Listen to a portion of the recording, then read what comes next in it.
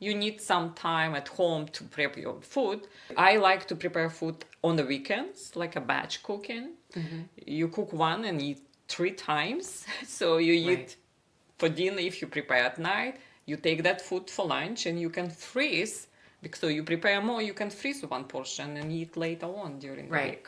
So smart meal prepping and planning can save you time and money and still give you good nutrition. Yeah. So if you prepare healthy food and put in a freezer, it's already healthy choices for you to use later on. Welcome to Harmonic Alignment, A podcast that explores the new frontier of energy medicine, bridging the gap between Western medicine and quantum physics, giving you easy and practical solutions. guided by Me, Dr. Larisa Sharipova, and me, Priscilla Koblenz. Join us on a journey discovering your harmonic alignment. On today's episode of Harmonic Alignment, Dr. Larisa Sharipova and myself, Priscilla Koblenz, we chat about our favorite topic, food, where it's coming from, how to make healthier choices, how to eliminate the word diet. Just forget that. Just eat more whole foods. And this fun conversation will cover seed oils and sodas and just small choices and steps to help you get in the right relationship with food. On today's episode of Harmonic Alignment, we're going to talk about food, nutrition, how we can substitute some things and make some easy and practical changes for people. So, Dr. Larisa, when you're working with a client, how does you approach nutrition with a client? I want to say this is an interesting topic about it. We talked in the past about primary food, which is feeds our soul, and the secondary food, which feeds our physical body. And of course, we all eat and we need to know what to put in our body, what not. And sometimes people start using a lot of different things and it's become overwhelming for them. So if you still eat McDonald's and drink Coke, you can start using small steps to change your diet. And if you switch in regular Coke to Diet Coke, maybe it's not the best choice, but why you drinking Coke? Why you want that buzz? Probably for the energy. And some people switch to energy drink, which is not the healthiest options for them, because your body needs energy for the cells. And for mitochondria, of course, if your energy running on sugar, the more sugar you need, the more energy you get. But the best way is to change your food to other options. And we can talk about different options as well. And why Diet Coke is not better? Because most of the ingredients in Diet Coke is more neurotoxins, toxic for your brain, because they substitute sugar for chemicals, which are not the healthiest one for your body, and specifically for the brain. And I had heard that sometimes even diet soda, when it's heated, actually creates formaldehyde. And so you don't know how that soda's been stored or kept. And that creates, again, you said neurotoxins. So those are toxins that are affecting the brain. Motor skills, the thyroid, I would assume. Of course, brain runs on everything. So hormones, enzymes, everything. So that's important. Another things that when I work with clients, I ask them, what do you like to eat that food for? So sometimes, because it's a quick things that they can get, buying in a fast food restaurants, or even, frozen food they use at home. And I had a client who asked, if I buy frozen food in the supermarket and heat it at home, is it considered home cooking? So kind of, because you prepare food at home, but you still buying ultra processed or processed food in the supermarket. And the main problem I see with a lot of the frozen food, besides the microplastics that are in the packaging, is that people use microwaves, which are unhealthy, and they actually change the molecular structure of the food, which kills the nutritional value. Some frozen vegetables actually can be heated, steamed, and have nutritional benefit, right? Yeah, and it's not necessary that you need to switch to organic food right away. Of course, if you eat in fast food restaurant, probably the next small step for you to buy non-prepared food, like buying frozen vegetables, not even organic, but eating any vegetables is better than not eating vegetables. So baby steps. Yeah, baby steps, because sometimes it's become overwhelmed for people who trying to do the jump. right? So it's overwhelmed. So take small steps. Next level, maybe you start eating vegetables, even frozen vegetables, buying in supermarket, but in the frozen section without any other ingredients, just vegetables. And maybe next step will be buying organic vegetables, and now it's a lot of options in the supermarket, and they become cheaper and cheaper. And of course, buying fresh organic is more expensive, so go for the frozen organic, which is also good things. And you can do a lot of things with organic vegetables, like the easiest one, put in a roast pan and put in an oven. Right. Just Put salt and pepper. That would be delicious and the nourishing for the body. Right. If you find the right temperature, you find a good quality olive oil, some seasoning, and you have a really delicious meal or snack there. And I like spices, so to change the taste of food, you just put different spices every day and they'll taste differently every day, so it's more fun. Change around what you're doing, make it simple. Oh, I love that you said just one thing. So I had worked with someone who told me a story of a client who just switched from drinking soda every day, and within a month they'd lost 10 pounds, just cutting out the soda. And why is that? Because when you drink something sweet, you consume much more gram of sugar because it's a liquid sugar. You would never imagine putting 10 spoons of sugar in your tea or lemonade, but you can drink it. Yeah, so the small bottle of Mountain Dew has 22 packs of sugar, and you might add 1 or 2 to a glass of iced tea. 22 of those is what you're drinking. And then, of course, that messes with everything in your body, your ability to concentrate, the crash that comes after the sugar. So you're getting people start with where they're at, what are they eating, going through like small changes. And what you can substitute, for example, if you eat hamburger in McDonald's, can you make it at home? Or even frozen hamburgers. You can buy different buns, right? Right. Much healthier than one in McDonald's. Or even get meat. them to eat them without a bun. Yeah. That would be even better. Yeah, so I don't use bread anymore. I use lettuce leaves. Right. And it's my sandwich. Right. So I put all other ingredients between my leaves. So that's my substitute for bread. Even in restaurant, I just remove butter and eat everything else. So that's also options, but I think it's a little bit higher level when you're changing from fast food restaurants to a healthier meal. What you like about taste of the food, even about talking about snacks, right? People like to have a crunch in their mouth. So you can create much healthier version of chips. Kale chips, even root vegetables, you can make chips. Just cuts thin slices and put again in the oven. And that's become chips, and it's much healthier. Of course, you need some time at home to prep your food. I like to prepare food on the weekends, like a batch cooking. You cook one and eat 3 times. So you eat for dinner if you prepare at night. You take that food for lunch and you can freeze. So you prepare more, you can freeze one portion and eat later on during the week.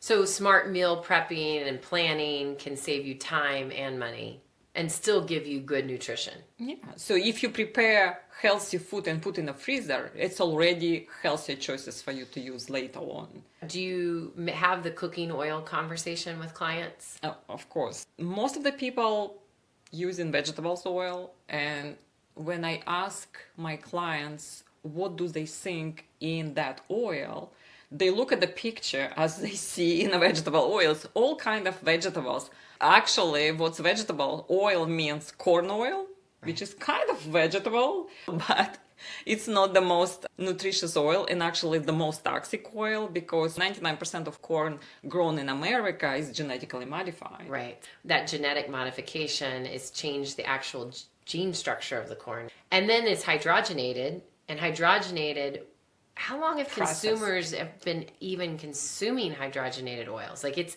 still very limited data on, there was no safety and health done for whether or not humans could consume hydrogenated oils. Yeah, and that's when margarine was created. So using hydrogenated oil and solidify them.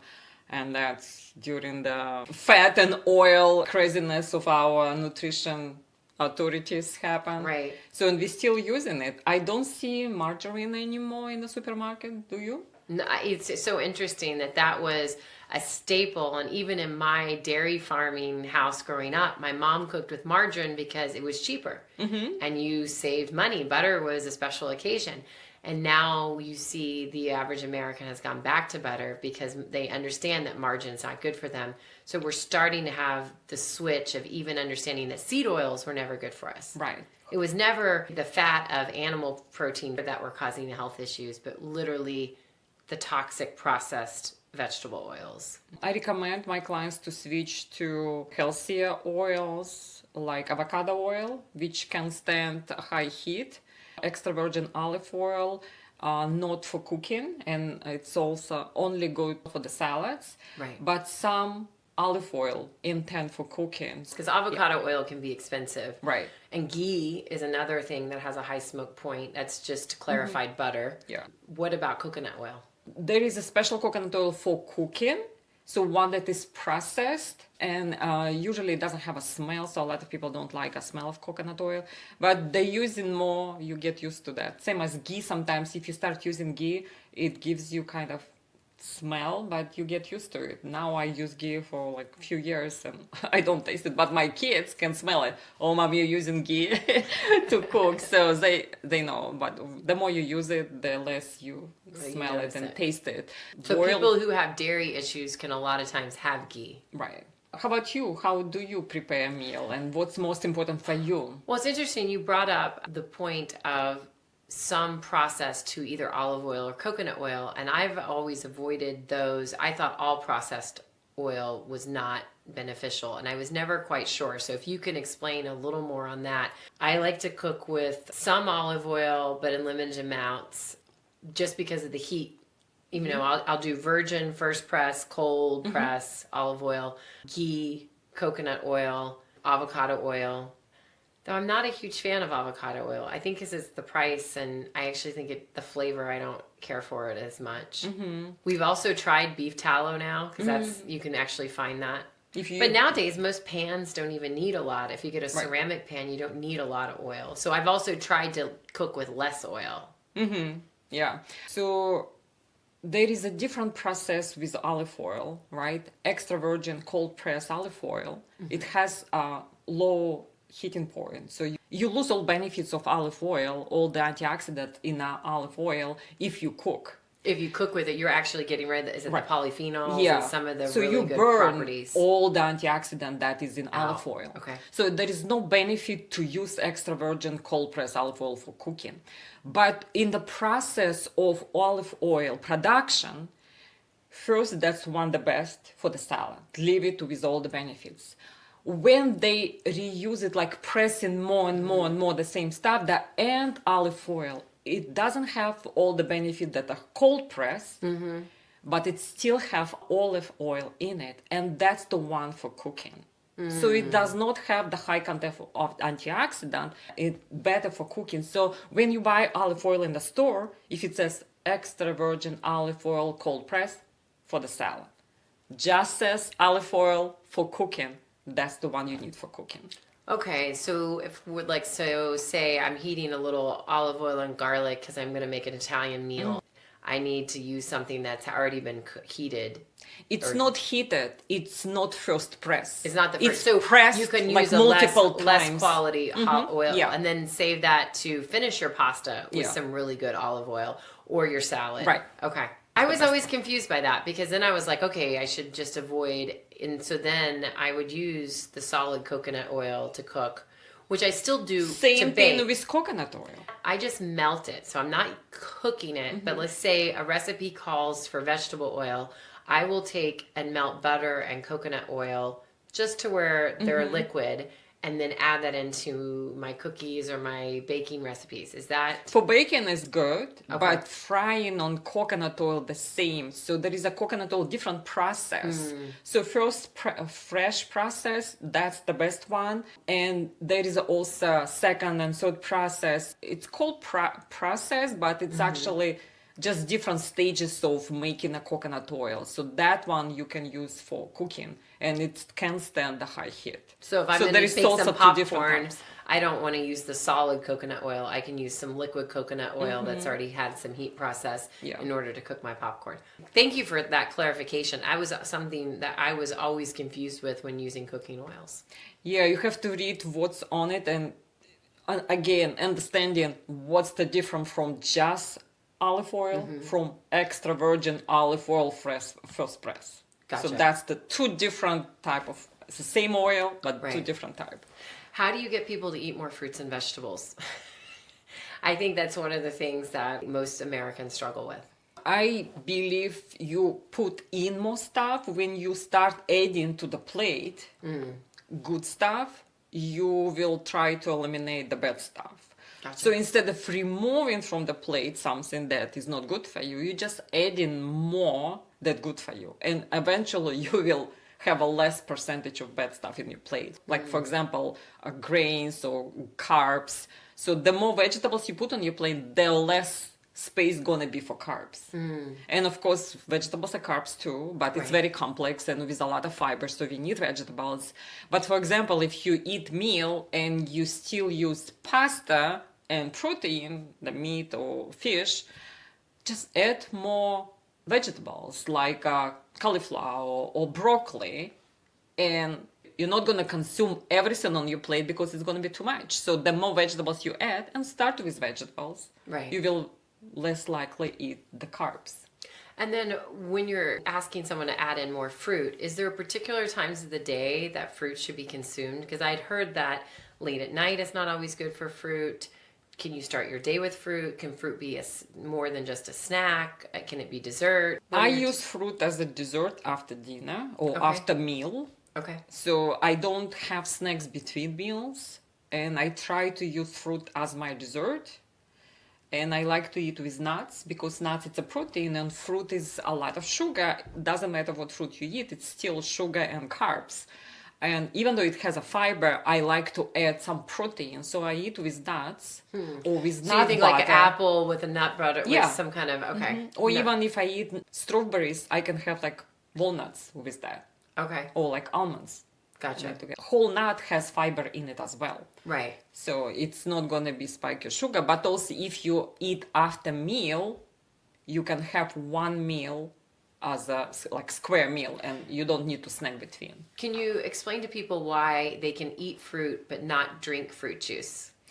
Even fresh squeezed juice, you put a lot of fruits, orange juice. How many oranges in one glass of orange juice? It's probably 5-6 oranges in one glass of orange juice. So it's added sugar even from the whole fruit, but it removes fiber.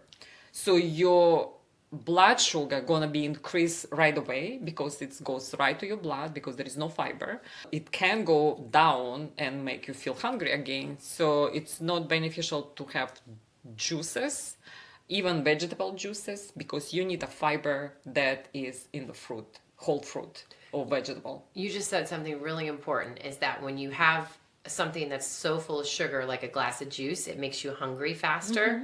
Can you explain, how do you tell people to break their fast, their first breakfast in the morning?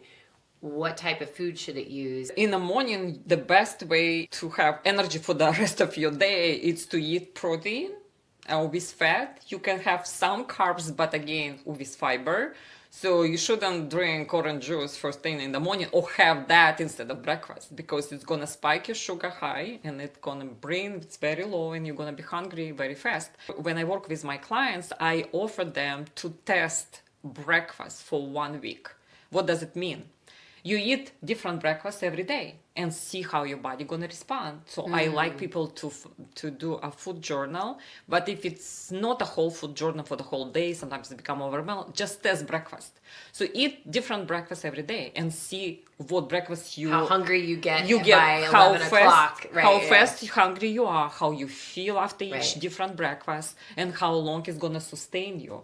You can test and see how your body personally respond to that breakfast. Right, because for what may work better for you may not necessarily work the same for me. Right. Okay. Some people react very well to dairy and some not. If you have yogurt for breakfast, and of course in yogurt, I would recommend to put not only fruits like berries, but also put some fiber like some nuts, flaxseed, or nuts. Even when I have my breakfast as like acai bowl, I put a lot of fiber there. The acai is that, I'm going to call it more of a purple fruit that you can get in a frozen form that has a lot of nutrients, vitamin C and different things, but it also it's sweet. So you need some more fiber. So whether it be coconut or nuts or seeds or something. So I make my own, I call it acai bowl because people know by that name, but I actually make protein shake. Okay. I use protein powder, I use collagen powder, I put frozen strawberries there, and I put a lot of different superfood like powder or like a maca powder or mushroom powder, and I make it like a very thick because a collagen gonna make it thick. Right. And also fiber, like I put flax seeds or chia seeds in it, and I blend all together, and it's become thick like a smoothie bowl. I call it more smoothie bowl than acai bowl. But you can use acai berry, frozen acai berry there too. And I put a lot of nuts and seeds, so it's become like parfait kind of. And I put different fruits on the top. So that's one of the breakfasts that I eat during the week. And that'll last you. That'll sustain you. That's gonna sustain me until dinner because I don't snack. Yeah. It's a fully sustaining meal. Yeah, because protein powder gonna give you all protein, collagen give you fat and protein again. So protein sustain your body, and a lot of fiber in the nuts and seeds, and another fiber from chia seeds, and so it's very filling. Gotcha. And the most nutrients and some superfood powders that I put there, so it's good for every cell in the body and give you all all three macronutrients along with micronutrients, which is good. So that's one of the substitute or one of the breakfasts you can implement. I want to talk more about when people go to restaurants, or even when you travel, or when you want to go for celebration. What's the options out there to go to eat out and feel good and not feel like you're being poisoned by seed oils or toxic ingredients or cheap food? It's a really tough thing to navigate. The healthiest people I know are the ones who cook at home. Yeah, the more percent you cook at home, probably the most beneficial for you and for your body and for your brain. But sometimes, we go to different, events, meetings, or sometimes for celebrations. So how do we choose the healthy restaurant? And again, you have to search what's available in your area and see. And there is a lot of even chain restaurant now using good ingredients, or even they advertise as a healthy restaurant. Right. I mean, True Foods is the first seed oil free restaurant, I think, in the country, or at least a chain that has admitted that they're seed oil free. That's a huge, huge thing. And there's also an app called Seed Oil Scout, which searches for, what do you think the most toxic food is, though, when people go into a restaurant or a menu? What are the things they really should avoid? Unfortunately, in most restaurants, they don't specify what seed oil they use. You have to ask them. And sometimes they don't even want to tell you what they cook with. Right. Because that's their backstage secret. They don't want to tell you everything. Or sometimes they don't even know. Of course, you can ask the chef, if chef is there, or manager. So you can make a big deal. But most of the restaurants use most convenient, cheaply Cheapest available oil. And that is usually, seed oils. Yesterday, I found one local restaurant who market their restaurant as seed-free restaurant. So they make their own avocado oil. Oh, really? They're a seed-free restaurant. Yeah. Seed oil-free seed restaurant. oil. Mm-hmm. That's brilliant. So look for something like that locally. Or if you go to a restaurant and it's considered a healthy restaurant, ask what oils they cook. Right. Or even for salad, ask them to bring, instead of salad dressing, because usually prepared salad dressing has seed oils. But if you're at a restaurant and they probably are using seed oils, I would say, what would be the things that you would most want to avoid? And the first thing coming to mind is French fries, because I've been told that French fries fried in seed oil, these potatoes fried in seed oil, are worse than a pack of cigarettes for your body. First of all, it's deep fried. So it's already in an oil that was burned. Okay. It's already cancerogens. So there's carcinogens. I mean, that's on the top of the instantly creating inflammation in your body when you consume those French fries. Yeah. First of all, seed oil is usually genetically modified. All the vegetables that they use, like corn, canola oil, and all other oils, that's all genetically modified. So it's number one. It's good. That is bad. So secondly, the high heat create a cancerogen because it's burned. So it's a second cancerogen and create inflammation as well. And also, it's not probably the healthiest potatoes that they use. So there is a lot of add-on that create cascade of inflammation in your body when you eat that. I think people crave French fries a lot for the salt. And salt too, yeah. And salt cravings usually mean there's a mineral deficiency. Yeah. We eat a lot of salt, too much salt, because of the restaurant. And the restaurant usually oversalt everything because sometimes they try to hide something that is in food. And sometimes I can't even tolerate how salty it is because I already, like, my taste bud changes and sometimes it's become too salty. Same as with sugar. If I eat something in a restaurant, it's like, This is so sweet because you're not why used to we having use so much sugar? You can't even taste the food because of the too much sugar or too much salt. Right.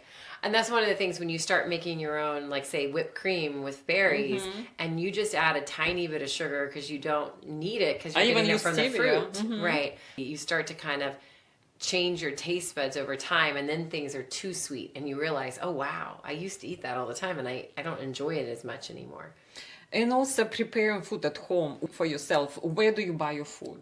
I feel very lucky that we live in this area that we live in Chester County that has what's called Kimberton Whole Foods, which was based off of the Waldorf School's first biodynamic farming, and they were grandfathered in. And so they always try to find more local products, local farmers. And so we have that, and we have Red Dog Market, which is all supplied with like local farmers. So I try as much as I can to eat in season and eat locally, or find products that I feel like I know how the farmer's treating their animals and their food, and they're not trying to use chemicals and they're trying to use more natural practices. How about you? Where do you shop? I go to local farmers market where I buy my poultry and duck eggs, and I go also to Amish family to buy specific meat because I try to implement organ meat in the diet. I like to eat because I grown up on liver, and so, but my kids not that that lucky, so I try to hide organ meat in, for example, ground beef. The family that I buy ground beef, they put 25% of organ meat in it. So it all mixed together and it doesn't taste different, particularly if you make that in sauce like meatballs or chili. Right. My kids don't even see a difference. They don't know the difference. It tastes slightly different. I just tell them that it's like Amish clean meat. And they eat That's it. right. And the kids look, I love that. And, you know, getting your whole family involved, explaining to your kids, like, what is nutrition, getting them in the kitchen to help you prepare or to help you go shopping and meet the farmers or understand the food stands, and they know you by your name and what you like to eat. It's all about, again, building relationships. Relationship with your food starts with knowing where your food comes from. So I like that. When you cook, do you cook every day? Do you cook every other day or That's batch a great cooking? question. Yeah, no, I, you know, that's unfortunate. I have done some. Seasonally, if we have things, we'll prepare them and then freeze them. But most of the time, unfortunately, we are always on the go and making the restaurant, the menu decision in the morning, which is not, you know, it would be better to plan ahead. You're planning ahead, I assume, a lot of times. When I invited to restaurant for meeting, I always look their menu and see what I can choose from that. Yeah, and you always can find something in the restaurant. Works, so yeah. if you don't have anything from the entree, so you can use salad. And I know sometimes it's not always organic, but you ask to bring dressing on a side if you don't know what's in the it, dressing. or just ask bring olive oil. I have a friend who brings her own dressings. Yeah. So sometimes you can be that crazy lady. I pull out my own tea bags. I actually bring my own salt sometimes. So there are ways to get around eating healthy. What are your favorite travel snacks? Specifically when you're on a plane, you know, you don't get anything on the plane, or you get like pretzels. Everything on the plane has seed oils and is unhealthy. They even have things with red 40 in them. So my best snack, it's a chocolate, nuts, and sometimes dry fruits, but mostly nuts, bag of nuts, different nuts, and chocolate. That's can sustain me. And I bring a tea bag, so I ask for hot water, and that's my meal. I same. On the plane, I'm always asking for hot water. I bring my own tea bag. I will, depending now, I'll throw in an orange or an apple or a pear or something. I like to take out a whole piece of fruit. Yeah. And also, I have a lot of organic food that I order from somewhere. If it's not locally available, and now a lot of people order food online.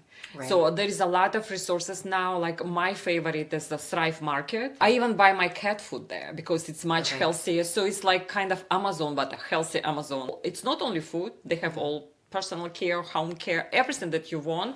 I like the company. It's like a B company, which is all sustainable. They have sustainable shipping, and they work with company who also clean and They know where using their sustainable products are coming practices. So I buy all my packaged food. For example, MCT oil I buy from there. A lot of superfood I buy from there. You have to be a member to get, and also prices. They always have sales. So I try buy to most, stock up and yeah. Oh, brilliant. Is there any other resources you recommend on food? Also, sometimes I get together with other people to order in bulk. For example, organic nuts. For that, you have to put a big order. So we split between many people and put a one big order. For example, recently I ordered like walnuts. We ordered like multiple pounds of bag of walnuts, and we split between of us. So it's making cheaper and also good source. I love that. Yeah. I love that. So again, getting to know your community and sharing resources, that's brilliant. Well, there's a lot that we can always talk about with food, but this is a great way to start. So you recommend, starting with what are you eating every day, and then look for that small and slow change to upgrading how you actually feed your physical body. And don't even concern at this point about diet. I don't believe in diet. So because get rid of the word diet. No more diet. No, just nutrition, nutrients, or food. Yeah. Right. Those are your choices. Whole food. Whole food. Eat whole food whenever you can. Yeah. And start to substitute small things at a time, and it will go around a long way. Brilliant. Yeah. Thank you so much. Thank you. Are you ready for your Energy for Life bioenergetic nest scan? Dr. Larisa Sharapova and myself, Priscilla Koblenz, offer personal, private, 90-minute consults to get you back to optimal health and well-being. For more details, visit the show notes or check out harmonicalignment.co. We hope you enjoyed today's episode of Harmonic Alignment. If something resonated with you, we would love to hear about it. Please consider leaving us a 5-star review and subscribing so you don't miss an upcoming episode. Thank you. The information contained in this podcast is provided for informational purposes only and not intended for the purpose of diagnosing, treating, curing, or preventing any disease. Before using any products referenced on the podcast, consult with your healthcare provider. Carefully read all labels and directions. The products and information received through the podcast should not be used to replace a consultation or advice from your healthcare provider. If you suspect you have a medical problem or have any healthcare questions, please promptly call your healthcare provider. This podcast, including Dr. Larisa Sharapova and Priscilla Koblenz, and the producers are not responsible for any possible adverse effects from the use of information contained in this podcast. This podcast may contain endorsements and advertisements for products or services. Individuals on this podcast may have a direct financial benefit to the product or services referenced.